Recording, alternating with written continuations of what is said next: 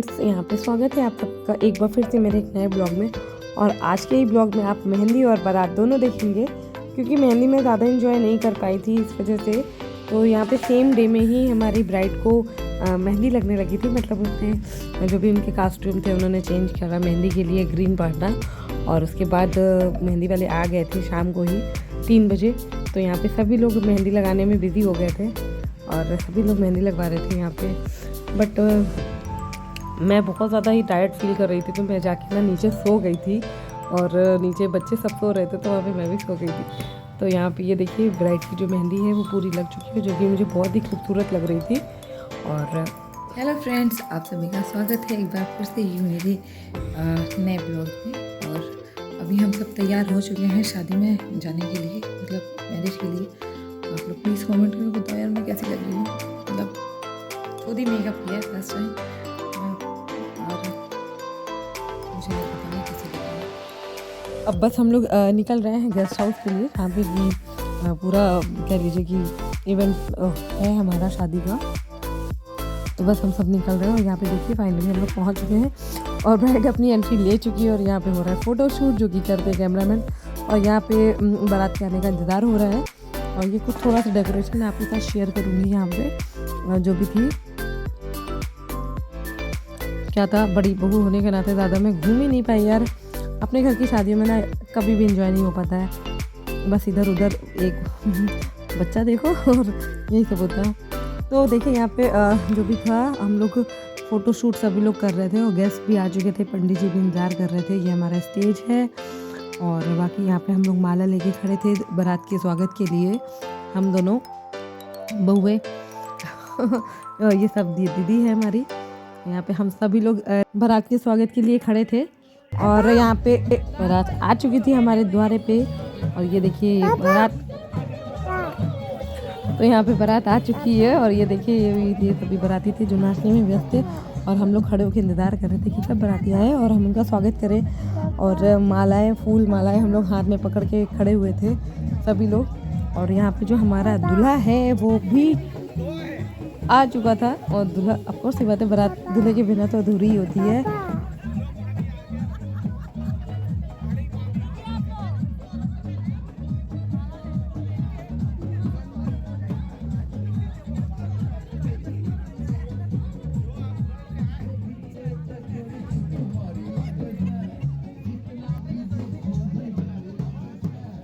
तो यहाँ पे फाइनली हमारे दूल्हे राजा भी आ चुके थे अपनी दुल्हनिया लेने के लिए। और हम सब बहुत ही बेसब्री से इंतज़ार कर रहे। तो यहाँ पे सभी बाराती नाचते गाते आ गए थे और हम लोग बस इंतज़ार कर रहे थे। अब दूल्हे की भी एंट्री होने ही वाली थी। दूल्हे की एंट्री में तो हम सभी बस तैयार खड़े थे बारात के स्वागत के लिए।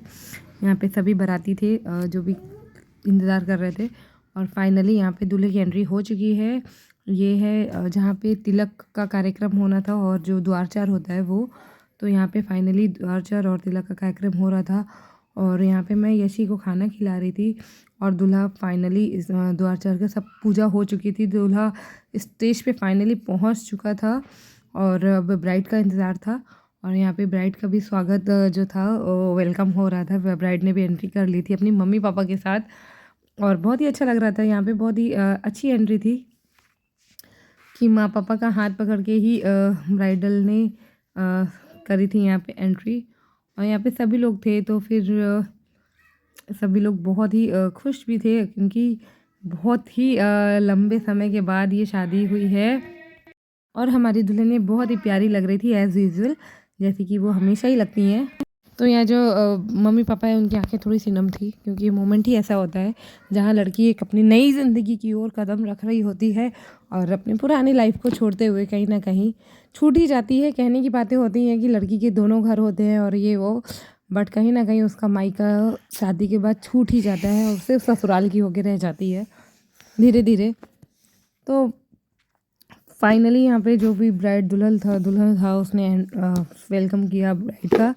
और यहाँ पे मुझसे मिस हो गया जयमाल, क्योंकि जयमाल के टाइम पे मैं बैठ के ऊपर यशी सो गई थी। तो मैं यशी के पास ही बैठी हुई थी, स्टेज पे थी मैं। और मतलब स्टेज पे नहीं थी मैं उस समय, और यशी क्योंकि सो रही थी तो मुझे यशी के पास ही रहना था। दूसरी गुड़िया रानी है जिन्हें की संभालने की जिम्मेदारी मुझे दी गई थी। मैं क्या मतलब मैं बैठी हुई थी यशी को के लिए, क्योंकि यशी सो रही थी तो उसकी वजह से मुझे ऊपर बैठना ही पड़ा था इनके पास। तो फिर मैंने ही बोला अपनी देवरानी को, यार इसको भी दे दो मुझे, जाओ तुम ही इंजॉय कर लो, मैं नहीं कर पा रही तो कम से कम। तो फिर वो पकड़ा के छोटी बिटिया को चली गई, तो मैं दोनों की रखवाली कर रही थी कह लीजिए। और हमेशा यही होता है शादियों में, मैं यशी के ही पास ही रह जाती हूँ, मैं कभी भी शादी इंजॉय नहीं कर पाती हूँ। जब भी देवर की शादी थी मेरी तब भी मैं इंजॉय नहीं कर पाई थी, मैं यशी के पास ही थी, यशी को के साथ ही सो रही थी यशी और मैं वहीं पे बैठी हुई थी। और सेम कंडीशन इस बार भी वही हुआ, यशी सो रही थी और मुझे उनके पास बैठना पड़ रहा था। फिर धीरे से ही अब जयमाल हो चुका था, नीचे खाना पीना हो गया था, ब्राइड और ग्रूम ने खाना खा लिया था। फिर मुझे कंपनी देने के लिए मेरी नंदन की वो आ चुकी थी मंडप में, येलो कलर की साड़ी पहन के, क्योंकि जो भी शादी का कार्यक्रम होता है वो येलो कलर की साड़ी में ही होता है। तो यहाँ पे हमारी जो ब्राइड थी वो यहाँ पे आ चुकी थी पूजा के लिए। यहाँ पे पंडित जो भी थे मंत्र और पूजा का जो भी कार्यक्रम हो रहा था वो उन्होंने स्टार्ट कर दिया था।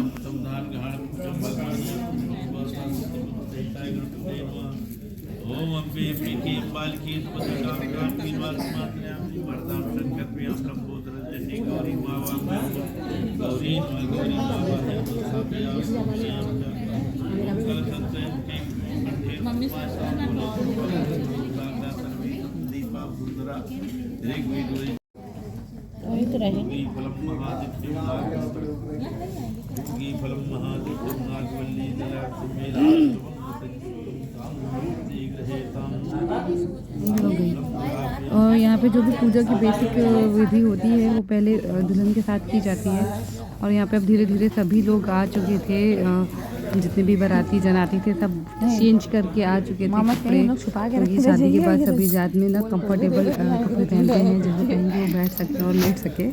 तो यहाँ पे देखिए लड़के वाले आ चुके थे और यहाँ पे जो भी लड़के वाले थे आ चुके थे, लड़कियाँ बता रहे सभी फेरे की रस्मों के लिए तैयार थे और उसी का हो रहा था। तो यहाँ पे एक कन्या है जो सिंदूर दिवाई की रस्म होती है, वो एक्चुअली यशी को करना था लेकिन यशी कर नहीं पाई क्योंकि यशी सो रही थी उस समय। तो उसकी जगह हमारी एक बड़ी कन्या थी, उसने सिंदूर देने की रस्म की, जिसमें एक कन्या होती है जो सिंदूर दुल्हन को सिंदूर देती है। सबसे पहली रस्म यही होती है। और सामने दूल्हा भी हमारा आ चुका था जो कोई अजीबोगरीब हरकतें कर रहा था ब्राइड के साथ। और ये है जेठ जो चुन्नी डाल रहे थे। कहते हैं कि जेठ जो भी चुन्नी डालते हैं वो कभी सामने नहीं आते हैं, मतलब पर्दे में ही आना चाहिए उन्हें, बट ये उनके रियल जेठ हैं, जो भी उनके दूर के कोई नहीं होंगे जो भी है, तो उन्होंने रियल जेठ थे, उन्होंने ही चुन्नी डाली थी यहाँ पे। तो यहाँ पे और यशी ये देखिए यहाँ पे सो के उठ चुकी थी सब शोर शराबे से, और सो के उठ चुकी थी और जब तक ये उठी थी तब तक इनका कार्यक्रम हो चुका था और अब ये सो के उठ के एंजॉय कर रही थी शादी। और मुँह देखिए कैसे कैसे बना रही है ये लड़की, ये इनको बोलो स्माइल करने को तो ये ऐसे स्माइल करती हैं। और फाइनली उठ के इन्होंने भी शादी एंजॉय करना शुरू किया, मतलब मेरी शादी को बर्बाद करके बंदी अब सो के उठी है जब सब वहीं पे बैठे हुए थे। और जब सब नीचे थे स्टेज पे सब मुझे बुला रहे थे तब ये लड़की सो रही थी। तो फिर धीरे धीरे जो भी थे शादी के कार्यक्रम आगे बढ़ रहे थे, तो आपके साथ मैं धीरे आगे सारी रस्में शेयर करूँगी, फेरे, फिर विदाई और विदाई के बाद का जो भी है आप लोग मेरे देखते रहेंगे आगे ब्लॉग में। तो आप लोग बने रहिएगा ब्लॉग में, पूरा देखिएगा, एंड तक देखिएगा। और thank you so much friends, अगर आपको मेरे ब्लॉग अच्छे लगे हों